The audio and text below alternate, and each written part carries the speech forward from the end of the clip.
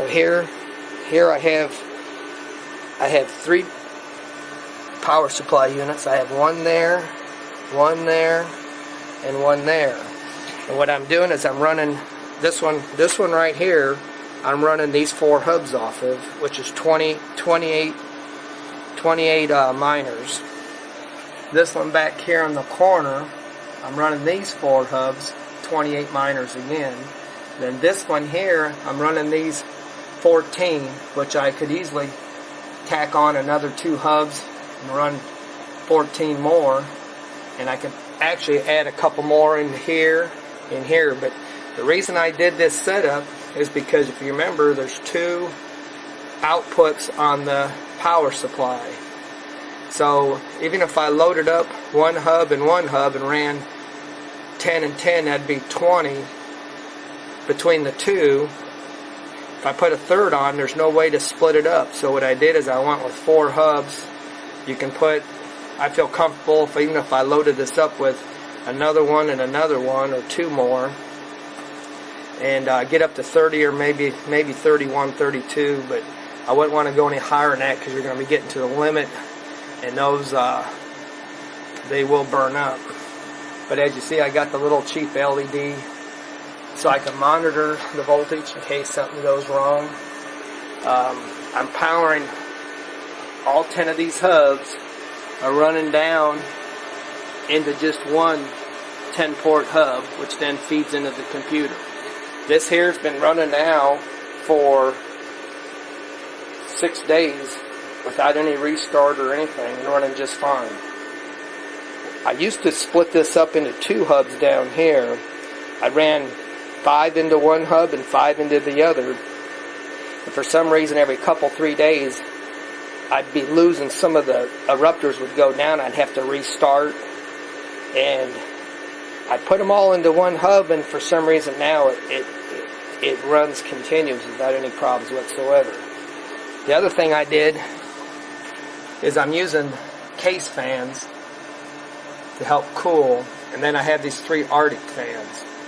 Now the 3 Arctic fans I used to plug into the hubs themselves, but I always felt like maybe, you know, it was just extra draw on these PSUs. So plus I always wasn't sure if I felt comfortable with the hubs interfering with some of the data that's being transmitted. I'm not sure. It's just something I felt. So what all I did was I just took another 10-port hub that has its own power supply, and I'm using it just to run the fans, just so the fans are independent of all the data that's going through the hubs right now. So anyhow, that's my 70 miners, and it's been running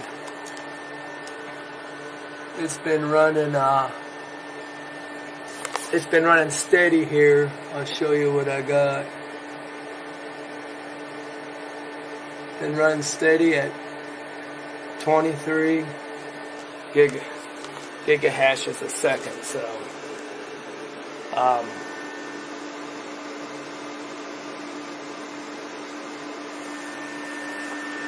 anyhow, that's that. It's pretty straightforward. Here's my latest addition. Is I just added a single that I picked up off of eBay. Actually, I bought it just a week ago. Prior to the prices on these singles were coming down, it actually made more sense for me to buy that than it did for me to go ahead and buy more USB miners. But since the price of and there's what it's mining at. It's mining at 58. But now, with the big jump in bitcoins in the last few days, these miners, I paid $1,000 for this Butterfly Labs single right there. Now I see in eBay they've jumped up. Now you're looking at, they've gone up at least $400 or $500, if not more, just because of the price jump in Bitcoin. So I may end up waiting and seeing what ASIC miners what this new cube comes out with, this 30 gigahashes. And if anybody has any questions, anything, just ask.